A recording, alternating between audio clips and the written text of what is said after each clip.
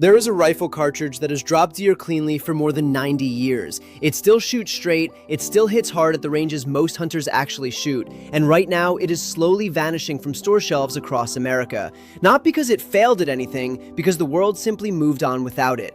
That is not a one-off story. It is happening to a whole group of respected old rounds at the same time. 7 classic calibers that earned a real place in hunting history are quietly fading out. The rifles that fired them are getting harder to find brand new, the ammunition has shrunk down to 1 or 2 loads, made only in short runs, and in some years, it barely gets made at all. Number 1. The .257 Roberts. This one began in the 1920s as a backyard idea. A New Hampshire shooter named Ned Roberts took the proven 7x57 Mauser case and shrank the neck down to hold a 1/4-inch bullet. People who tried it loved it, and in 1934, Remington made it an official factory round and stamped his name on it. For a while, it had a strong reputation. It was easy on the shoulder, it was accurate, and it did clean work on deer and varmints with one rifle. One of the most respected gun experts of that era rated it among the best all-around choices for North American game. So what went wrong? 2 things. The early factory ammo was loaded soft, at low pressure, so older surplus rifles wouldn't get hurt. That kept the round slower than it really was. Then, in 1955, Winchester rolled out the .243, which gave light recoil with cheaper, easier-to-find ammo, and the rifle makers quietly switched their menus over to it. Today, the .257 Roberts is still out there in small numbers. Hornady, Nosler, Remington, and Winchester all run batches now and then, and the hotter plus P loads finally let it stretch its legs. But you will not see it stacked on a shelf. You have to go looking. And that's our gentle start. Number 2, the .250 Savage. Now we go back even further, to 1915. A designer named Charles Newton built this round for the smooth Savage Model 99 lever gun, and it made history. It was the first factory cartridge to ever reach 3,000 feet per second at the muzzle. Savage was so proud of that number they put it right in the name and called it the .250-3000. Picture how big that was. In 1915, most hunters were still impressed by 2,000 feet per second. This little round blew past a wall nobody had touched. It kicked lightly, it shot flat, and it rode inside one of the finest lever actions ever made. But that magic 3,000 number came with a catch. It needed a very light 87 grain bullet to hit that speed. Heavier bullets that hit harder slowed it back down, and some hunters felt it lacked punch on bigger deer. When the .243 Winchester showed up in 1955 with more flexibility, the .250 started slipping. The Model 99 finally ended production in the late 1990s, and the round lost its home rifle. It survives in a thin trickle of factory ammo, often in a single bullet weight, made only once in a while. Yet it is still a sweet, soft-shooting deer and varmint round, and a great choice for a young or recoil-shy shooter. History just kept walking. Number 3, the .35 Remington. Here is one a lot of deer hunters will recognize from a cabin wall. The .35 Remington came out in 1908, and oddly enough, it was first built for a semi-automatic rifle, the Remington Model 8. It was a fat, rimless round in a time when most big lever cartridges had rims. It bounced around several rifles, but it found its true home in 1950, when Marlin chambered it in the Model 336 lever gun. From then on, it became a beloved brush gun. It threw a wide, heavy bullet that hit hard at woods range without beating up your shoulder.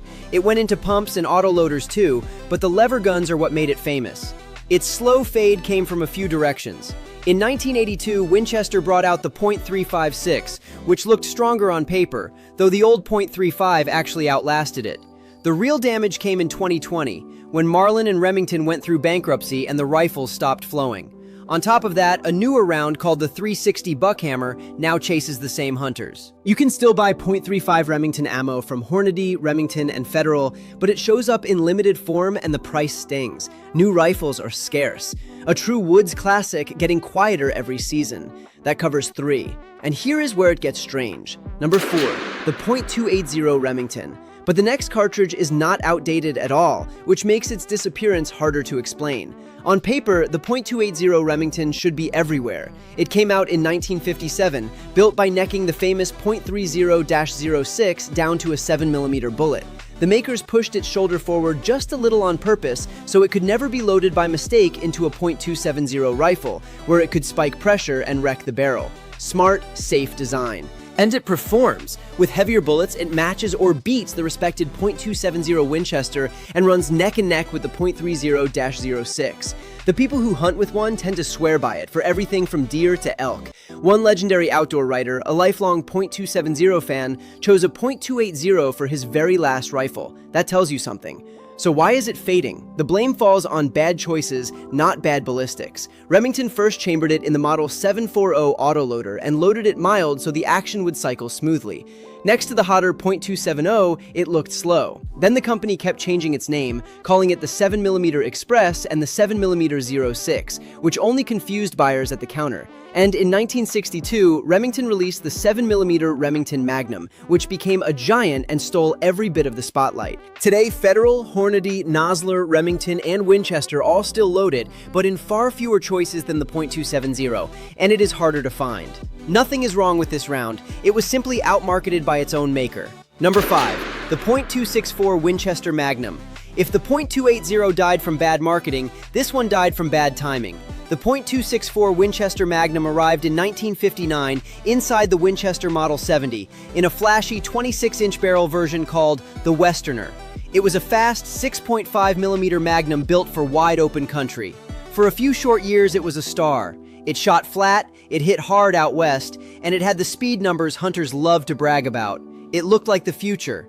Then 1962 happened. Remington dropped the 7mm Remington Magnum, built on almost the same case. The 7mm offered a much wider spread of bullet weights, including heavy ones perfect for elk and bear, and it was kinder to barrels. The .264 ran hot and wore throats faster, and American hunters had never really fallen in love with the 6.5 bore. Within just a few years, the new 7mm rolled right over it. Now you will usually find it in a single 140 grain load from 1 or 2 makers, and very few rifles wear the chambering. The funny part is that today's 6.5 boom, with rounds like the 6.5 PRC, proves the bore size was right all along. The .264 just showed up too early and got buried.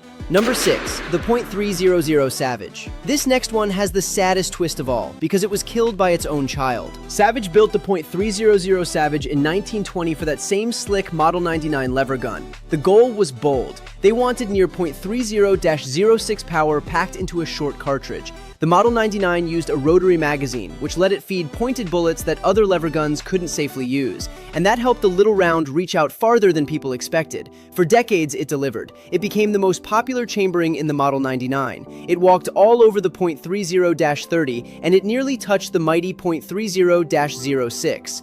Hunters trusted it on deer and bigger game across the country. Then the round's own design came back around. When the US military went looking for a shorter, full-power cartridge after World War II, the .300 Savage was the starting point. That work led straight to the .308 Winchester in 1952. The .308 took the same idea, made it a touch better, and then became one of the most popular hunting rounds in America. It buried its own parent. When the Model 99 ended in the late 1990s, the .300 lost its rifle for good. Winchester, Remington, and Hornady still run seasonal batches, usually in 150 or 180 grain. It remains a fine deer round inside normal woods range. It just got outshined by the family member it helped create. Number 7. The .348 Winchester. We finish with the biggest, boldest one of the bunch.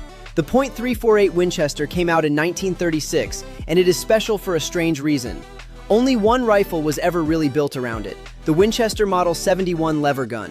One round, one rifle, tied together for life. Winchester aimed high. They wanted a single, big-game lever cartridge that could replace a whole shelf of older, slower rounds.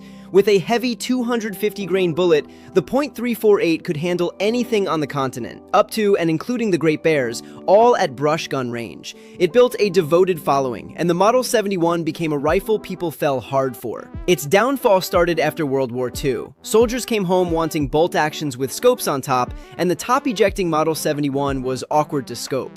Sales slowed, and Winchester ended the rifle in 1958 after building around 47,000 of them.